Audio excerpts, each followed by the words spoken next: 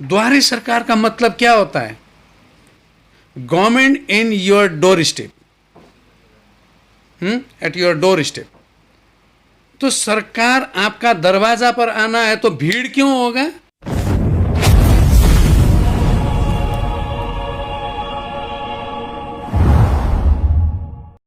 नमस्कार, मैं प्रेरणा और आप देख रहे हैं न्यूज़ फॉर एशिया। आज हम बात करेंगे कौशेंग के एमएलए से, कुछ जानेंगे उनसे। जैसे कि कुछ दिन पहले उन्होंने फेसबुक पे पोस्ट किया था, अफ़गानिस्तान में जो लोग, दार्जिलिंग डिस्ट्रिक्ट के जो लोग हैं जो फंसे हुए हैं, उनको लाने के लिए जो बात की थी। तो आइए हम उनसे कुछ चर्चा करके देखते हैं। सर, आपका बहुत बहुत स्वागत है हमारे चैनल में। नमस्कार सर, जैसे कि अफ़गानिस्तान में जितने लोग यहाँ से जॉब के लिए गए हुए थे, वहाँ पे फंसे हुए थे, तो अभी तक कितने लोग आ पाए हैं? देखिए, ठीक ठाक आंकड़ा तो मैं नहीं बता सकता हूँ क्योंकि अभी भी प्रक्रिया जारी है। उनमें से पहाड़ के कितने पहुँचे इसका ठीक ठाक आंकड़ा मैं बता नहीं पाऊँगा, लेकिन अभी भी प्रक्रिया तो चल रही है ले आने की। और मैंने पोस्ट भी किया था कि अगर कोई फंसे हुए हैं तो उनका पासपोर्ट नंबर, उनका वहाँ का लोकल कांटेक्ट नंबर और इधर का फैमिली कांटेक्ट नंबर हमें भेज दें तो हम इसमें प्रयास करेंगे। तो कुछ एक इंक्वायरीज़ आई, उनमें से जो भी डिटेल्स था वो मैंने भेज दिया। हमारा काम क्या होता है कि वहाँ जो फंसे हुए लोग हैं उनको एम्बेसी के साथ कांटेक्ट करवाना ही मेरा काम है, क्योंकि एम्बेसी के साथ जुड़ने पर क्या होता है कि वो वहाँ से रेस्क्यू तो हम तो जाके नहीं करेंगे ना, हमारे एम्बेसी वाले करेंगे। तो एम्बेसी के साथ उनका कांटेक्ट है। कई ऐसा इंक्वायरीज़ भी आया जो एम्बेसी के साथ ऑलरेडी कांटेक्टेड है लेकिन मुझे फ़ोन करते कि उनको निकाल दीजिए। अब देखिए, हम खुद तो अफ़गानिस्तान जा नहीं सकते हैं। हाँ, मेरा काम है उनको एम्बेसी के साथ जोड़ना है। जिसका अभी जुड़ाव नहीं हुआ था, जो फंसे हुए थे, उनमें से कुछ एक को जो मेरे पास इंक्वायरीज आई, मैंने एम्बेसी के साथ जोड़ने का काम किया, मैंने डिटेल्स देने का काम किया और इधर परिवारों से भी मैंने बात की क्या हो रहा है क्या नहीं हो रहा है। तो अभी ये प्रक्रिया तो जारी है। तो आपका क्या अनुमान है, अभी तक कितने लोग फंसे हुए हैं? देखिए, मैं अनुमान पर कभी भी बोलता नहीं हूँ, मैं फैक्ट बेस बोलता हूँ। फिर भी आपको क्या लगता है, अभी तक कितने लोग वहाँ पे मैंने फंसे हैं? बताया ना आपको, मैं आज तक मेरे लाइफ का एक रिकॉर्ड है कि मैंने, चाहे राजनीति हो चाहे समाज की कोई भी काम हो, मैंने एजम्पशन और प्रिजम्पशन पर कुछ भी नहीं किया। मैंने जो भी किया डाटाबेस काम किया। अच्छा, तो सर अफ़गानिस्तान को हटाते हैं। अब एक सबसे बड़ा अभी टॉपिक ये है कि जिस तरह से अभी कोरोना महामारी थम रही है, देखा जाए तो अभी कुछ कम हो रही है। अभी डेली की जो केसेस है 10, 12, 15 ही आ रही है। मगर इस बीच में एक चीज़ देखा गया है कि जो ये बंगाल सरकार ने जो ये लक्ष्मी भंडार का जो स्कीम निकाला हुआ है, इस बीच में देखा जा रहा है महिलाएं बहुत, मतलब कि 500 रुपये की जो ये बोली गई है जो कीमत, 500 रुपये, 1000 रुपये दिए जाएंगे, उनको मिलेंगे, फॉर्म फिलअप करना पड़ेगा। तो जिस तरह से महिलाएं जा रही है, वहाँ पे भीड़ हो रही है, तो इसमें आपका क्या मानना है, आपका क्या विचार है? आपने प्रश्न तो एक किया लेकिन इसका कई सारा एंगल है, कई सारा जवाब बनता है। देखिए, अभी भाजपा कार्यकर्ता कहीं पर 50 लोग इकट्ठे हो जाएंगे तो हमारे ऊपर कानून लगेगी कि ये जो कोरोना महामारी में जो एक्ट है, जो डिजास्टर मैनेजमेंट एक्ट के तहत हमें बुक किया जाएगा, हमें अरेस्ट किया जाएगा। ऐसा कई बार हुआ है, अभी भी हो रहा है। कुछ दिन पहले भी हुआ था जब हमारे मंत्री लौट रहे थे, मंत्री को रिसीव करने के लोग आए थे, उनको भी बुक किया जा रहा था। एयरपोर्ट से भी बुक हुए कुछ लोग। लेकिन कल मैं जब कोलकाता से आ रहा था तो मेरी गाड़ी आपकी सिलीगुड़ी में जब एनजेपी में उतरने के बाद आ रहे थे, मैं मार्केट स्कूल के सामने से आ रहा था। तो मार्केट स्कूल के सामने तो वो मैदान के सामने तो भीड़ तो हज़ारों की थी और न उसमें कोई मतलब सोशल डिस्टेंस था न और कुछ था। पूरा रोड जाम ही था। मैंने भी देखा हाँ, था। पूरा रोड जाम था, न वहाँ पर कोई सोशल डिस्टेंस थी न और कुछ थी। तो यहाँ पर एक प्रश्न बनता है, जब आप लकी भंडार चलाते हैं तो कोरोना नहीं होता है और हम लोग अपने लोगों को, अपने मंत्री को, वो भी एक सेंट्रल मिनिस्टर को रिसीव करने के लिए एयरपोर्ट जाएंगे, रिसीव करने के लिए रास्ते पर आएंगे, तो हम कोरोना फैलाते हैं और आप नहीं फैल। आप टोटल कोरोना का मतलब आप खुद ही वैक्सीन हो जो आप कर रहे हो, और हम वायरस हैं। ऐसा नहीं होना चाहिए। कानून सबके लिए बराबर होना चाहिए। हाँ, लकी भंडार अगर किसी को राहत मिलती है, महिलाओं को राहत मिलती है, हम उसका वेलकम करेंगे। लेकिन इसमें एक पहलू ये बनता है कि लकी भंडार आप कब तक दे पाओगे ये पैसे? आप आज शुरू करोगे और मैं गारंटी के दावे के साथ कहता हूँ 2 साल बाद जब चुनाव सामने आएगा तब आप कहेंगे कि केंद्र सरकार ने पैसा रोक दिया और हम दे नहीं पा रहे हैं। आप फिर केंद्र को दोषी देंगे। हमसे पूछ के तो आप कुछ नहीं कर रहे हो। हम जो योजनाएं दे रहे हैं केंद्र से, आप वो कोई भी राज्य में ले नहीं आते हो, राज्य में उसको इम्प्लीमेंट ही नहीं करते हो। हम हेल्थ का योजना हमने ले आया, बाकी राज्य में 5 लाख करके मिल रहा है बीमा, यहाँ पर तो नहीं मिल रहा है। यहाँ पर आप स्वास्थ्य साथी कार्ड चला देते हो और पैसा कोई भी नर्सिंग होम स्वास्थ्य साथी कार्ड लेने से मना कर रहे हैं। मैंने अपने परिवार वालों को खोया है इसके चलते। मैंने ये बात तो असेंबली में भी किया। और आप आज लकी भंडार कर रहे हो, ठीक है, करना चाहिए। महिलाओं को हमें कुछ राहत दे सकते हैं तो देना चाहिए। लेकिन मैं कहता हूँ हम कितने दिन तक अपने जो जनता है इनको पैसा दे के रखेंगे? इन्हें अपने पैर पर हम खुद ब खुद अपने पैर पर खड़ा क्यों नहीं कर सकते हैं? कब करेंगे? ये हमारे 500 रुपये के लिए हमारे पीछे चलेंगे या खुद ये 5000 रुपये कमाएंगे? इसके लिए आप क्या योजना कर रहे हो, क्या योजना दे रहे हो? आप लोगों को अपने पैर पर खड़ा करने के लिए क्या दे रहे हो? ये चीज़। और मैं आज भी मैं फिर ये प्रश्न कर रहा हूँ कि आप ये जो लकी भंडार शुरू किया बहुत अच्छी बात है, लेकिन कब तक? ये आप कब तक दोगे? आपके पास इसका बजटिंग का क्या प्रावधान है? ये भी जनता के सामने एकदम ब्लैक एंड वाइट में सरकार को रखना चाहिए। इसका भी एक वाइट पेपर निकलना चाहिए। कुछ लोगों का तो ये भी मानना है कि जिस तरह से यहाँ पे लकी भंडार में जो बोला गया है कि 500,000 रुपीज़ दिया जाएगा, तो लोग कह रहे हैं कि उतना पैसा इतने लोगों को दिया जा रहा है, बंगाल सरकार के पास इतने पैसे हैं तो डेवलपमेंट क्यों नहीं है? मैं वही पूछ रहा हूँ। देखिए, आप हर महीने कितने आदमी को देंगे? 2 करोड़ को मान लेते हैं। 2 करोड़ आदमी को अगर आप 500 रुपये भी करके देंगे तो कितना करोड़ होता है? इतने में आप इस महीने एक ज़िले में एक इंडस्ट्री बिठा दो जहाँ पर 1500-1000 लोग काम कर सकेंगे। दूसरे महीने फिर वो पैसा जो है कि दूसरे ज़िले में एक इंडस्ट्री बिठा दो। आप करने वाला इनकम जनरेट होने वाला लगानी क्यों नहीं करते हो? इन्वेस्टमेंट क्यों नहीं करते हो? आप मुफ्त में बांट के लोगों को अपने पीछे कब तक दौड़ाओगे? लोग अपने पैर पर कब खड़े होंगे?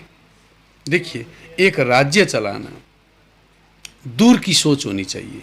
आज राज्य में सारे के सारे इंडस्ट्री मर रहे हैं। आज इंडस्ट्री ना के बराबर है। पश्चिम बंगाल में कोई भी इन्वेस्टर आना नहीं चाहता है। यहाँ इन्वेस्टर आने का मतलब खुद के पैर में कुल्हाड़ी मारना, ये सोचते हैं इन्वेस्टर बाहर के। आप पहले इस राज्य में इन्वेस्टर को आने वाला एक इन्वायरमेंट पैदा करो और लोगों को काम दो, रोजगार दो। आज पढ़े लिखे कई भाई बहन हैं, कई युवाएं हैं, उनको नौकरी नहीं मिल रहा है। हमारी एरिया से देखिए कई लोग आज विदेश में जाके काम कर रहे हैं। अभी आप प्रश्न पूछ रही थी, अफगानिस्तान में फंसे हुए हैं। क्यों? पेट के लिए, रोजगार के लिए गए हैं वहाँ। अगर खुद अपनी जगह पर इनको रोजगार मिलता तो कौन जाना चाहता है विदेश? कोई नहीं जाना चाहता। ये युवाएं हमारी देश की संसाधन है, रिसोर्सेस है। इन संसाधन को इसी देश में रखना राजनीति का दायित्व होता है, धर्म होता है। आप उसको तो पालन नहीं कर रहे हो।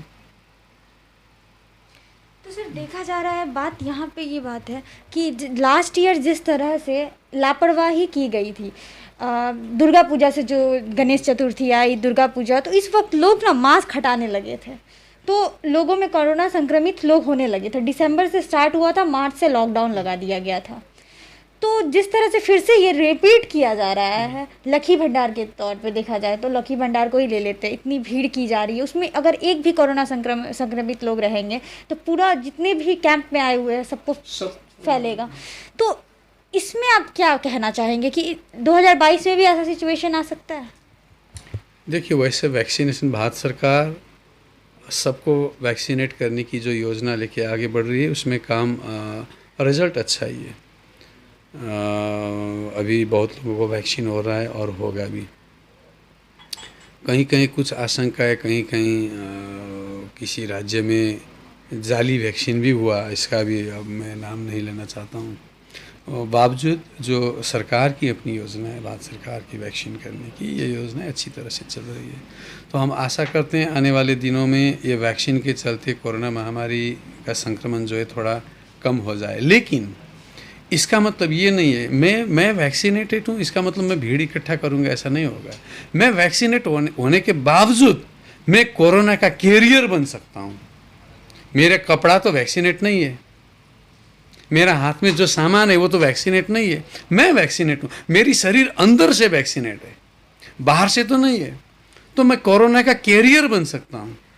इसीलिए जिसने भी डबल डोज भी लिया हो, उनको भी ये संभल कर चलना चाहिए कि मैं किसी और के जो वैक्सीनेट नहीं है उनके लिए उनके संक्रमण के कारण न बन जाऊं। देखिए, इसलिए मुझे लगता है जो सतर्कता लेना चाहिए सरकार को, वो तो वैक्सीनेट होने के बावजूद लेना चाहिए। और पश्चिम बंगाल में अभी जो देखा जा रहा है कि द्वारे सरकार का मतलब क्या होता है? Government in your door step, at your door step. तो सरकार आपका दरवाजा पर आना है तो भीड़ क्यों होगा? सीधा लोगों के घर घर तक जाओ, दरवाजे तक जाओ, 5 आदमी जाओगे, 4 आदमी जाओगे तो भीड़ ही नहीं होगा। आप द्वारे सरकार के नाम पर एक जगह कैंप लगाते हो, वो कोई द्वार नहीं है, वो जनसमुद्र है, वो समंदर है। वहां पर सबको बुलाते हो, वैक्सीनेटेड भी वही है, नॉन वैक्सीनेटेड भी वही है, कैरियर भी वही है। देखिए, और इस तरह आप बोलते हो कि हम कोरोना को रोक रहे हैं, केंद्र सरकार हमको हेल्प नहीं कर रही है, केंद्र सरकार हमको वैक्सीन नहीं भेज रही है। पहले तो आप इसको फैलने से रोको ना, उसके बाद आप आरोप लगाओ कि केंद्र ये नहीं भेज रही है, वो नहीं भेज रही है। लेकिन आप खुद क्रिएट करते हो प्रॉब्लम को और बोलते हो केंद्र सरकार ये नहीं कर रही है। ये प्रॉब्लम क्रिएटर गवर्नमेंट है, टीएमसी। सर, आप ये शिक्षा के क्षेत्र में क्या कहना चाहेंगे कि जिस तरह से अभी 2 साल होने वाले हैं, स्कूल कॉलेज सब बंद है, बच्चे अभी घर पे हैं, तो इसमें आपका क्या मानना है, क्या कहना है? देखिए, मैं काफ़ी संवेदनशील हूँ इस विषय पर। शिक्षा सिर्फ आवश्यक ही नहीं, शिक्षा सब कुछ है, आवश्यकता ही नहीं। और अभी कोरोना के चलते जब ये 2-2.5 साल से स्कूल बंद है, शिक्षण संस्थाएं बंद है, तो इससे निस्संदेह कुछ न कुछ प्रभाव तो विद्यार्थियों में नेगेटिव हुआ है। होने के लिए तो ऑनलाइन क्लासेस भी हो रही है, लेकिन ऑनलाइन क्लासेस में अनुशासन होता नहीं है। जो स्कूल में, क्लासरूम में जो अनुशासन होता है, और विद्यार्थियों को सिर्फ अक्षर ज्ञान नहीं, अनुशासन भी चाहिए। देखिए, तो इसके चलते सभी सिलेबस भी कवर नहीं हो पा रहा है। लिखने का आदत स्टूडेंट का जा चुका है, पढ़ने में मन बहुत कम लग रहा है बहुतों को।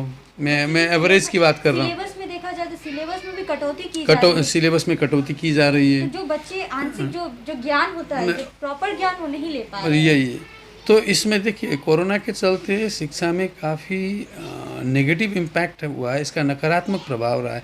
लेकिन इसके बावजूद मैं क्या कहूँगा कि जब तक हम लोग टोटल सिक्योर नहीं होंगे तब तक तो स्कूल कॉलेज खोलना नहीं चाहिए। अभी राज्य सरकार बता रही थे, ये पश्चिम बंगाल सरकार की, नवंबर के बाद बच्चों की स्कूल खोल दिया जाएगा अल्टरनेट डेज करके। तो अल्टरनेट डेज करके भी खोलेंगे तो अगर कोई कोरोना कैरियर है तो वो तो 24 आवर तो डेस्क बेंच पर रहेगा, है ना। तो अल्टरनेट डेज, एक दिन गैप के बाद भी जो स्टूडेंट आएंगे उनको तो वो संक्रमण होगी। अगर सर देखा जाए तो प्राइवेट स्कूल में मान लेते हैं कि सैनिटाइज किया जाएगा, बहुत अच्छे से सब कुछ किया जाएगा, मगर डेस्क बेंच को सैनिटाइज करोगे, आप डेस्क बेंच को सैनिटाइज करते हो और आप स्कूल के रूम को भी सैनिटाइज करते हो, लेकिन जो विद्यार्थी बस में आ रहे हैं स्कूल तक, हाँ, उनका कपड़े को तो आप सैनिटाइज कर करके तो नहीं डालोगे शायद, इतना खर्चा तो स्कूल कोई भी नहीं उठाएगा। अगर इस खर्चा का भी पेमेंट देना पड़े तो फिर गार्जियन को बहुत परेशानी झेलना पड़ेगा। तो देखिए, जब स्टूडेंट मिलते हैं उनके बैग्स में टिफ़िन होता है, आप बाहर से सैनिटाइज कर दिए, जब टिफ़िन निकालेंगे तो टिफ़िन के अंदर भी वो हो सकता है, मौजूद हो सकता है वायरस, वो टिफ़िन कैरियर में भी वायरस मौजूद हो सकता है। तो हर जगह आप अपनी पहुंच नहीं रख पाओगे। तो मुझे लगता है बच्चों के जो हेल्थ है इसके साथ हमें खिलवाड़ नहीं करना चाहिए। सबसे पहले हमको खुद कंफर्म होना चाहिए कि हाँ, अब हम कोरोना नहीं फैलेगा, हम इसको रोक पाए हैं, ये रुक चुका है, ये कंफर्म होना चाहिए। तो विदाउट कंफर्मिंग अगर हम इसको खोल देंगे, वैसे भी देखिए आधा सेशन तो जा चुका है, आधा सेशन ऑफ हो चुका है, तो आधा सेशन में पढ़ाएंगे। अब नवंबर में खोलेंगे, दिसंबर में फिर स्कूल छुट्टी हो जाएगी, फिर जनवरी फरवरी बंद हो जाएगी विंटर वैकेशन। तो 1 महीने 1.5 महीने के लिए खोलेंगे और कोरोना को फैलाएंगे घरों में, ये भी ठीक बात नहीं है। तो सरकार जो भी निर्णय लेगी, मैं चाहता हूँ, मैं खुद भी एक लेजिस्लेचर हूँ, मैं अप्रोच भी करूँगा कलकत्ता जाके, HRD डिपार्टमेंट में खुद भी अप्रोच करूँगा कि रिस्क लेने से पहले खुद अपने में कंफर्म हो जाए। आपका बहुत बहुत धन्यवाद हमारे चैनल से। थैंक यू, धन्यवाद।